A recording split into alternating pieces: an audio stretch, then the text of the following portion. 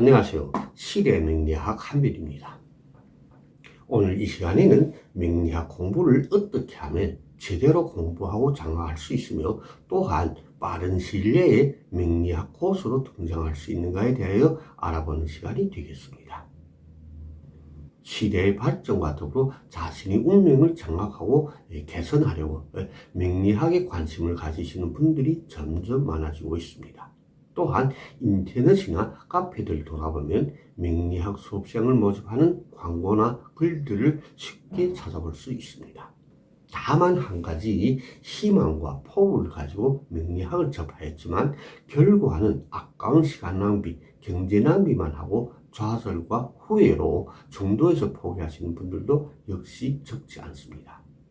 또한 몇 년, 심지어는 한 생을 명리학 연구와 공부에 시간 투자, 경제 투자를 하였지만 제대로 된 사주풀이 하나 하지 못하고 허무한 인생을 낭비하시는 분들도 많습니다.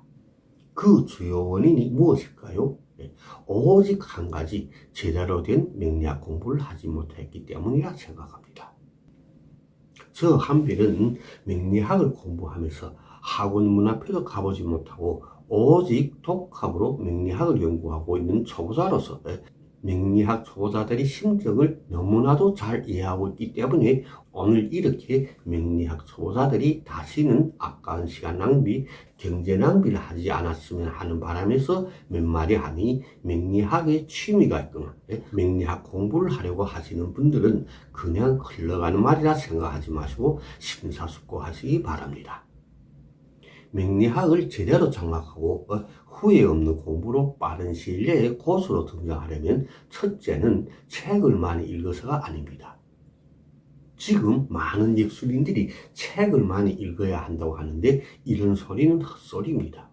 왜냐하면 오늘 현재까지 현대 과학인 수학처럼 공식이 통일적이고 법칙과 순서가 선명한 교재나 책은 극히 드물어 찾아보기 어렵기 때문입니다.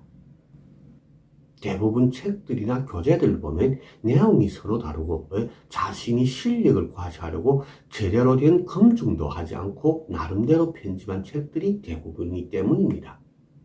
그러므로 100권의 책을 읽어보면 95%가 같은 내용들이고 나머지 5%는 자신이 실력을 과시하기 위한 무의미한 내용들이기 때문입니다. 그러므로 책을 많이 읽었다고 고수가 되는 것이 아니라 잘못하면 더 많은 혼란과 혼돈을 조성하게 되는 것입니다. 그러므로 명리학의 기원 이론 지식만 장악하면 되므로 책 한두 권이면 충분합니다. 오늘 저 한별이 특히 한 가지 말하고 싶은 것은 여러 권으로 된 책은 절대로 읽지만 하고 말하고 싶습니다.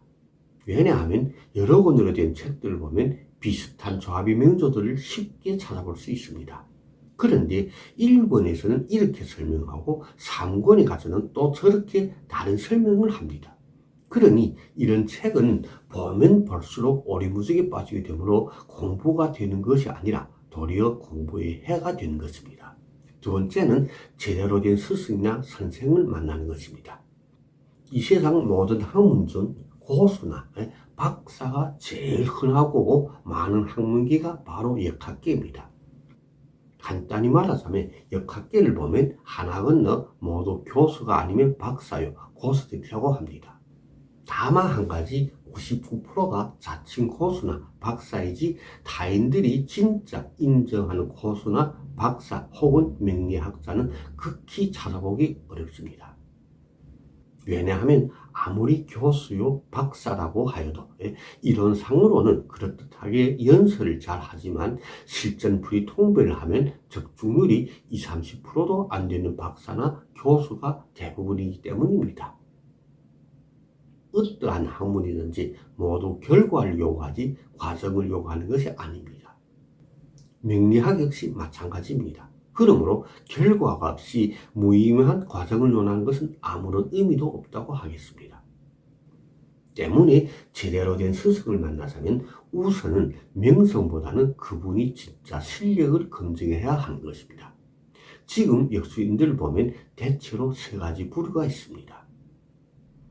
그 세 가지 부류의 사람들 보면 첫째는 이것저것 자꾸 물어보거나 발생된 기륭이나 앞으로의 기륭에 대하여 긍정적인 판단 분석을 하는 것이 아니라 자연현상이나 기륭과는 무관한 일에 비유하여 이럴 수도 저럴 수도 있다는 두리뭉실한 말만 하는 사람들이고, 두 번째는 지난 과거에 대한 풀이는 한마디도 없이 오직 앞으로 이럴 수도 혹은 저럴 수도 있다는 말만 하는 사람들이 있는데, 이런 부류의 사람들한테서 명리학을 배우는 것은 아까운 시간 낭비, 경제 낭비밖에 되지 않을 것입니다. 만약 이런 부류의 사람들한테서 배울 것이 있다면 오직 한 가지, 맞추기 공부밖에 없습니다. 세 번째 부류의 사람들을 보면 사주팔자를 받아들고 바로 지나간 과거사부터 풀이하며 긍정적인 판단 분석을 하시는 분들입니다. 이런 부류의 사람들한테서 명리학을 배워야 진짜 제대로 된 이런 지식이나 통변기교를 제대로 배우고 장할 수 있을 것입니다. 다만 한 가지 중요한 것은 적중률이 높은 전제하에서 말입니다. 그러므로 교수나 박사라는 명칭에 유혹되지 말고, 또한 타인의 말만 듣지 말고 자신이 직접 상대방의 실력을 파악해야 비로소 제대로 된 실력 있는 선생을 만나 후회 없는 공부를 할 수 있을 것입니다. 세 번째는 명리학이 어떠한 학문인지를 제대로 이해해야 합니다. 지금 많은 역술인들이나 초보자들이 명리학 공부를 보면 인간을 상대로 하는 명리학을 인간이 현실 생활에 대비하여 연구하거나 공부하는 것이 아니라 자연현상이나 생태학에 대비하여 연구하고 공부하는 분들이 많습니다. 이런 연구나 공부는 자연 생태학 공부이지 인간을 상대로 하는 명리학 공부가 아닙니다.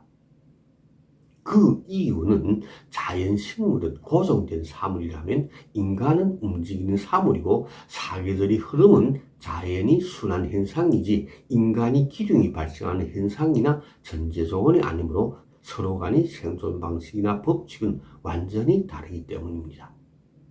그러므로 자연생태학과 인간학을 제대로 구분해야 비로소 올바른 명리학 공부를 할 수 있을 것입니다.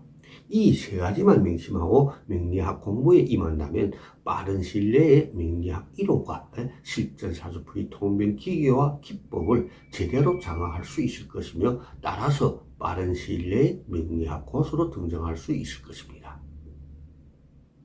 자, 그럼 이상으로 올바른 명리학 공부를 어떻게 할 것인가에 대하여 알아보았습니다. 시청해주신 여러분 고맙습니다. 감사합니다.